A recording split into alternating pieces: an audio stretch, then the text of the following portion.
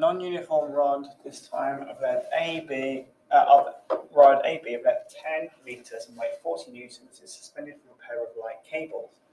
So this time we've not got pivots, we've got our beams suspended. So we've got two cables. They're light cables, so we can ignore the weight of those cables. The rod is AB. It's attached to CD. AC is 3, BD is 2. It's on the point of rotating. Fine.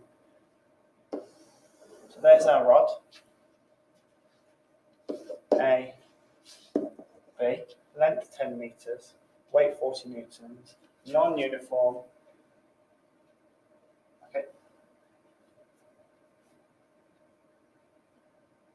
And the cables are attached to C and D, where AC is 3 meters and BD is 2 meters. And because the whole thing is 10 meters long, this means we have 5 meters here.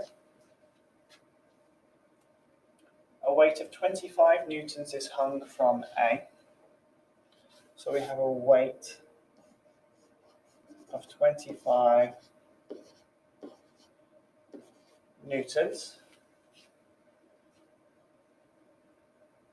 And the rod is on the point of rotating, which means the tension in our cable is going to be at point C.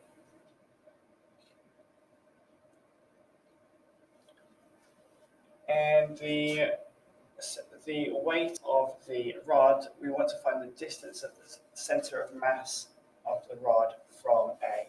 So the center of mass, we don't know where that is. We'll just draw it randomly on. And it has a weight of 40 newtons.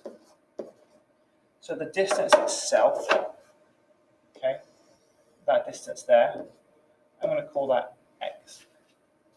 It's been suspended. The center of mass is somewhere along here. I'll call that point E. All right. So now if I start to take moments, and I'm going to take moments about point C, so that I don't need to know what the tension is. That is keeping this beam upright. So let's do moments around there. So if we think about it, it's on the point of rotating, so it's still in equilibrium. So if we think about clockwise moments, then we have, in an anti-clockwise direction, we have 25 times 3. So negative 75 Newton meters. And that's from our weight at point A. And then in a positive direction, we have this distance here, which should be clear that this is going to be x take away 3 meters. So we're going to do x take away 3, that distance, which is perpendicular to our force, 40 newtons. So we're going to have a positive x minus 3 times by 40. And because we are in equilibrium, that should equal 0. All right. So if I now solve this, I've got negative 75 plus 40x minus 120 is 0. So 40x is going to equal 120 plus 75, which is 195.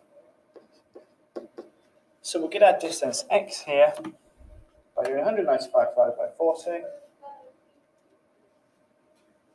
to get 4.875 meters. You can see that it was reasonably accurate where I drew it on the diagram, and we're done. 4.875 meters from